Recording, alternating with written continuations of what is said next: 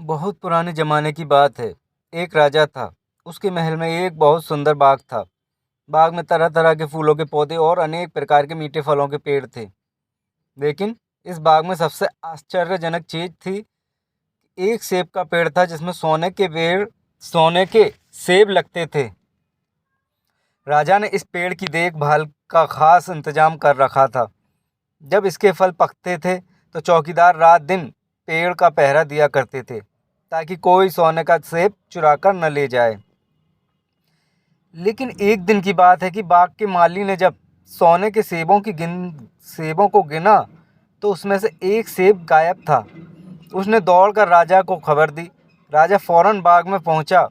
उसे यह देखकर बड़ा आश्चर्य हुआ कि देखभाल का इतना पक्का इंतजाम होने पर भी एक सेब किसी ने चुरा लिया। उसने ऐलान किया कि कोई सोने के सेब को चुराने वाले चोर का पता देगा, उसे इनाम दिया जाएगा। सबसे बड़े राजकुमार ने राजा से कहा कि रात में वह पहरा देगा और चोर को पकड़ने की कोशिश करेगा। राजा ने उसको इसकी इजाज़त दे दी। बड़ा राजकुमार रात में पहरा देने लगा, लेकिन 2 घंटे बाद ही उसे नींद आ गई और वह सो गया। सुबह उठकर जब उसने सेबों को गिना तो वह देखकर चकित रह गया कि रात भर में एक और सेब गायब हो गया। इसके बाद दूसरी रात को मंझले राजकुमार ने पहरा देने का काम संभाला। उसे भी नींद आ गई और तीसरा सेब चोरी हो गया। राजा बहुत चिंतित था। दरबारियों की भी समझ में नहीं आ रहा था कि क्या किया जाए। सब लोग उदास बैठे थे कि इतने में सबसे छोटा राजकुमार आया और उसने कहा कि आज की रात मैं पहरा दूंगा और चोर को पकड़ूंगा। राजा इस राजकुमार से खुश नहीं रहता था। वह उसे मूर्ख ही मानता था। उसने उससे डांटते हुए कहा, तुम क्या समझते हो? क्या तुम्हें इसमें सफलता मिलेगी? तुम्हें तुमसे बड़े और तुमसे ज़्यादा समझदार दोनों राजकुमार इस काम में असफल हो चुके हैं। तुम जाओ अपना काम करो। लेकिन छोटा राजकुमार नहीं माना। उसने राजा से प्रार्थना की उसे एक मौका जरूर दिया जाए। अंत में राजा राजी हो गया। राजकुमार रात में पहरा देने लगा। उसने तय किया कि वह किसी भी हालत में नहीं सोएगा और चोर को जरूर पकड़ेगा। जब आधी रात हुई और 12 बजे का आखिरी घंटा बजा तो राजकुमार ने देखा कि एक सुंदर सोने की चिड़िया कहीं से उड़ती हुई आई और सेब के पेड़ पर बैठ गई। उसने देखते देखते सोने का एक सेब तोड़कर अपनी चोंच में पकड़ लिया। राजकुमार ने फौरन निशाना साधकर तीर चला दिया, लेकिन तीर चिड़िया को नहीं लगा और वह पंख फड़फड़ाकर उड़ गई। हाँ, इतना अवश्य हुआ कि उसका एक सुनहरा पंख टूटकर जमीन पर आ गिरा। दूसरे दिन सुबह राजकुमार ने राजा को सारी बात बता दी और वह सोने का पंख उनके सामने रख दिया। पंख इतना सुंदर और इतना कीमती था कि राजा उसे देखता ही रह गया। उसने कहा, अगर उस चिड़िया का एक पंख इतना सुंदर है तो वह पूरी चिड़िया कितनी सुंदर होगी। मैं चाहता हूँ कि उस चिड़िया को कोई पकड़ लाए। सबसे पहले बड़ा राजकुमार इस काम के लिए रवाना हुआ। चलते चलते वह एक जंगल में पहुंचा। वहां उसने एक लोमड़ी एक पेड़ के नीचे आराम करते हुए देखा। राजकुमार ने मौका देखकर तीर अपने धनुष पर चढ़ा लिया। वह तीर छोड़ने ही जा रहा था कि लोमड़ी ने चिल्लाकर कहा, राजकुमार, मुझे मत मारो। मुझे पता है कि तुम सोने की चिड़िया की खोज में निकले हो। तुम मेरी राय मानो तो तुम्हारा काम जल्दी ही पूरा हो जाएगा। तुम इसी रास्ते से सीधे चले जाओ। शाम होने पर तुम एक गांव में पहुंचोगे।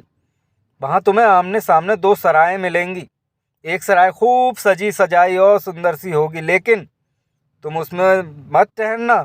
तुम उसके सामने वाली दूसरी सराय में ठहरना, जो बहुत मामूली और देखने में भी भद्दी सी होगी। ऐसा करने पर तुम्हारा काम आसानी से पूरा हो जाएगा। लोमड़ी की बात सुनकर राजकुमार को हंसी आ गई। उसने डांट कर कहा, भाग यहाँ से, मुझे तुम्हारी सलाह की जरूरत नहीं। यह कहकर उसने तीर छोड़ दिया, लेकिन लोमड़ी बहुत ही चालाक थी।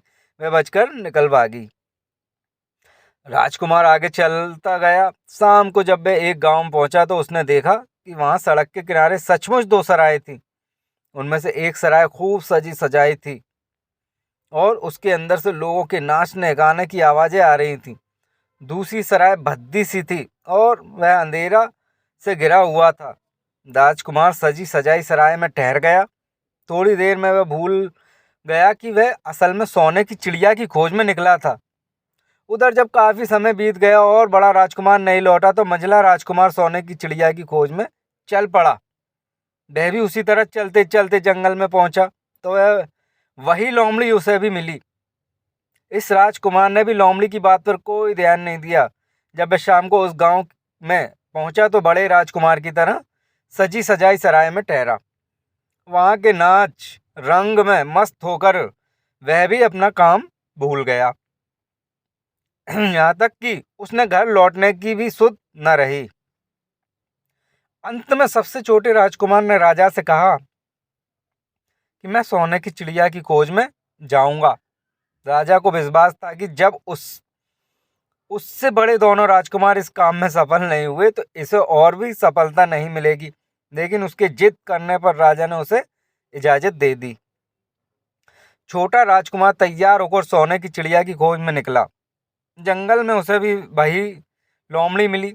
राजकुमार ने लोमड़ी की बात को ध्यान से सुना और लोमड़ी से कहा, ठीक है, तुम जैसे कह रही हो मैं वैसा ही करूँगा। अब तुम जाओ, मैं तुम्हें नहीं मारूंगा। इस पर लोमड़ी बहुत खुश होकर बोली, तुम सबसे अच्छे लड़के मालूम होते हो। तुमने मेरी बात का मजाक नहीं उड़ाया और मुझ पर तीर नहीं चलाया। मैं तुमसे खुश हूँ और तुम्हारी मदद करूँगी। आओ तुम मेरी पूँछ पर बैठ जाओ, मैं तुम्हें उस सराय तक पहुँचा देती हूँ। देखते देखते लोमड़ी की पूँछ काफ़ी बड़ी हो गई और राजकुमार उस पर बैठ गया। उसके बैठते ही लोमड़ी हवा में उड़ने लगी और थोड़ी ही देर में मैदानों पर और पहाड़ों को पार करके उसी गांव में जा पहुंची। राजकुमार ने उसकी सलाह को मानकर छोटी और पुरानी सराय में ही डेरा डाल दिया। वह दूसरी सजी सजाई सराय से दूर रहा।